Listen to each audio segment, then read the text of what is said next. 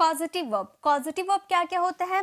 First हमारा causative verb होता है गेट, मेक, ये सब हमारे होते हैं कॉजेटिव वर्ब।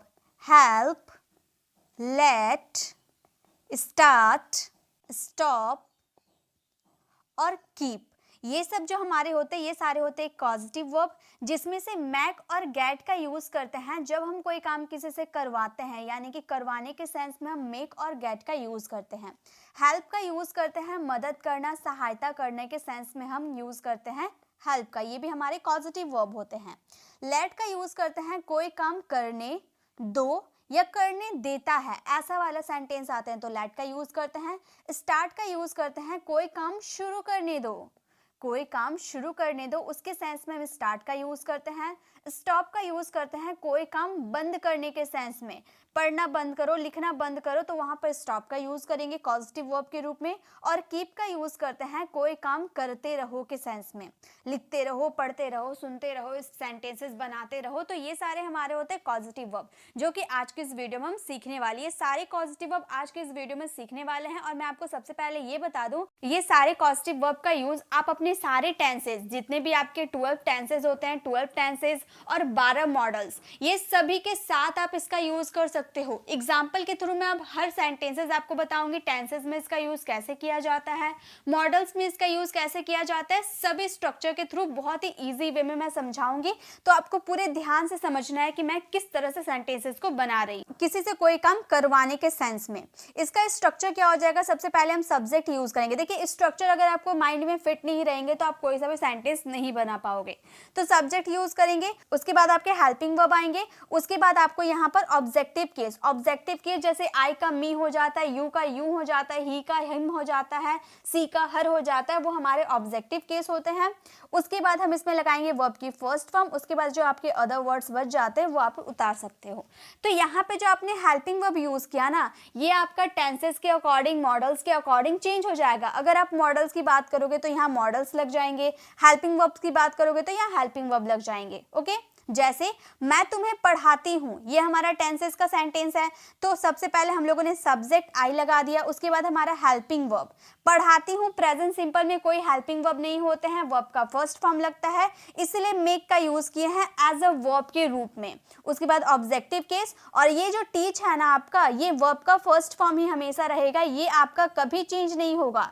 जो चेंजेस आएगी आपके टेंसेस और सब्जेक्ट के अकॉर्डिंग, इसमें चेंज आएगी, टीच में कभी कोई चेंज नहीं होगा। देखिए नेक्स्ट सेंटेंस आपको समझ में आ जाएगा, मैंने आपको पढ़ाया, मैंने आपको पढ़ाया, तो ये हमारा पास्ट सिंपल का सेंटेंस है जिसमें वर्ब का सेकेंड फॉर्म लगता है।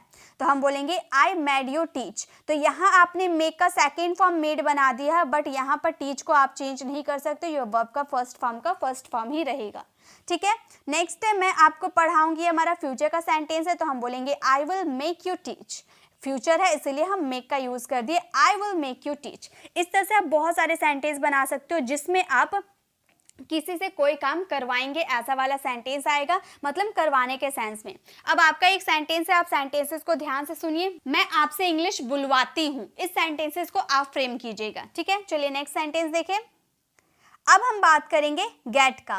गेट का भी यूज करेंगे करवाने के सेंस में, और जो मैंने स्ट्रक्चर बताया उससे बिल्कुल अलग इसके स्ट्रक्चर होता है। सबसे पहले आपको सब्जेक्ट यूज करना है, उसके बाद आप इसमें हेल्पिंग वर्ब यूज करोगे, जो आपके हेल्पिंग वर्ब मॉडल्स और टेंसेस के अकॉर्डिंग आएंगे। उसके बाद इसमें आपको ऑब्जेक्ट यूज करना है, देन आप इसमें वर्ब की थर्ड फॉर्म लगाओगे और अदर वर्ड्स लगाओगे। तो याद रखिएगा, इसमें आपको ऑब्जेक्टिव केस लगाने की जरूरत नहीं है, यहाँ पर आपका ऑब्जेक्टिव केस की जगह ऑब्जेक्ट आएगा जिस पे आप कार्य करोगे। जैसे मैं अपना कार रिपेयर करवाता हूं, तो ये हमारा प्रेजेंट सिंपल का सेंटेंस है, तो हम बोलेंगे I get my car repaired. तो यहाँ काम किस पे हो रहा है? अपने कार पे हो रहा है, इसीलिए यहाँ पर ऑब्जेक्ट का हम लोगों ने यूज कर दिया।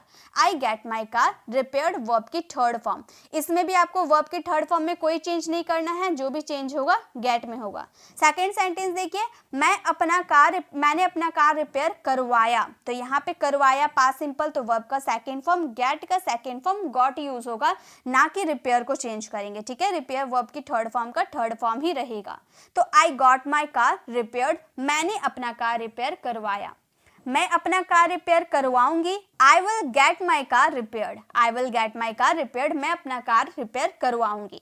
तो ये हमारा गेट के यूजेस थे। एक सेंटेंस आप लोगों के लिए है, मैं इंग्लिश बुलवाती हूँ। इस सेंटेंसेस को आप फ्रेम करके इसका आंसर कमेंट में दीजिएगा।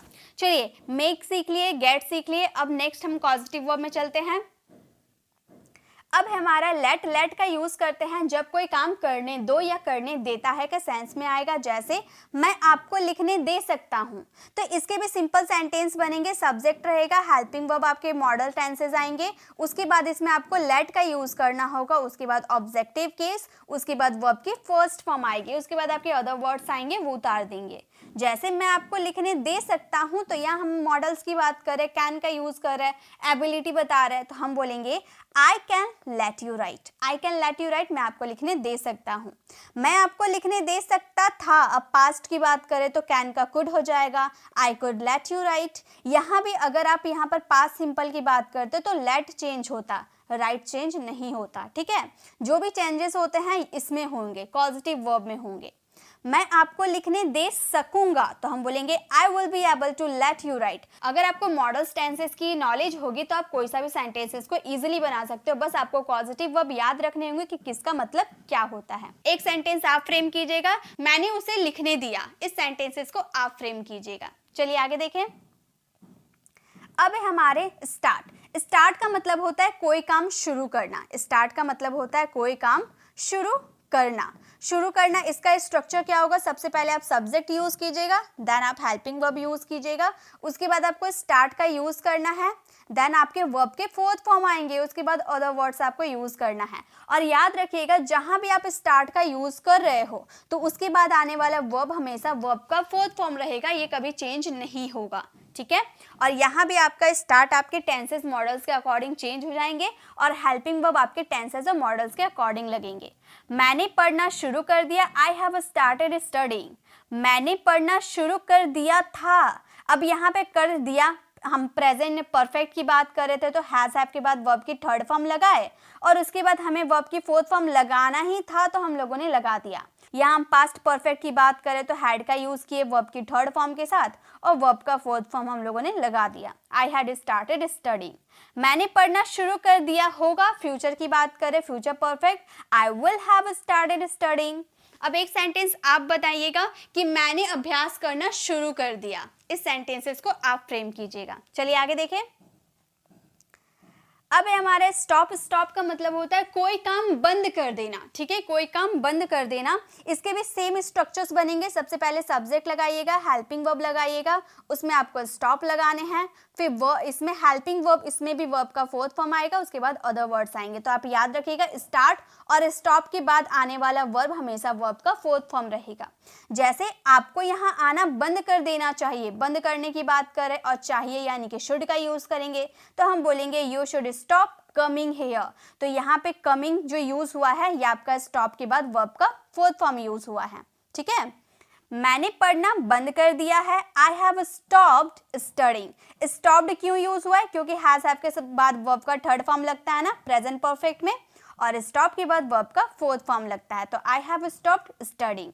आपको वहां जाना बंद कर देना चाहिए, you should stop going there. एक सेंटेंस आप लोगों के लिए है, आपको अभ्यास करना बंद कर देना चाहिए। इस सेंटेंसेस को आप फ्रेम कीजिएगा। चलिए आगे देखें।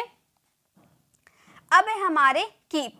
कीप का मतलब होता है कोई काम करते रहना, कोई काम करते रहना। इसके स्ट्रक्चर होंगे सब्जेक्ट, उसके बाद आपको हेल्पिंग वर्ब यूज करना है, देन आपको इसमें कीप का यूज करना है।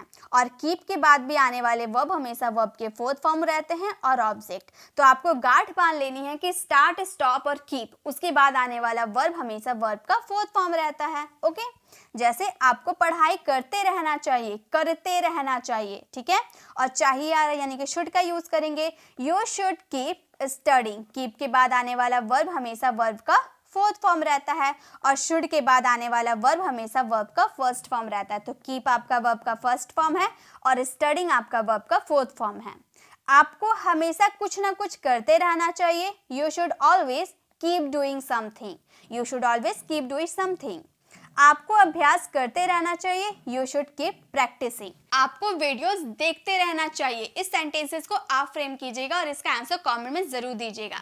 और आपका काम क्या है, सभी स्ट्रक्चर से एक दो सेंटेंसेस जितने आपको समझ में आ रहे हैं टेंसेस और मॉडल्स के अकॉर्डिंग आपको सेंटेंसेस फ्रेम करके मुझे जरूर चेक करवाना है। मैं चेक करूंगी, जिसके सेंटेंसेस रॉन्ग रहेंगे मैं उन्हें जरूर बताऊंगी। अगर आपको ये वीडियो अच्छी लगी तो लाइक कीजिएगा, अपने फ्रेंड फैमिली मेंबर को जरूर शेयर कीजिएगा। अगर आप हमारे चैनल पर नए हैं और मेरे पढ़ाने का तरीका आपको पसंद आया तो सब्सक्राइब कराने वाले बेल आइकन को प्रेस करें, देन ऑल नोटिफिकेशन जरूर क्लिक करें ताकि जब भी मैं वीडियो लाऊं आप तक अपडेट मिलती रहे। मिलते हैं नेक्स्ट ऐसे इन्फॉर्मेटिव वीडियोस के साथ, तब तक के लिए कीप लर्निंग।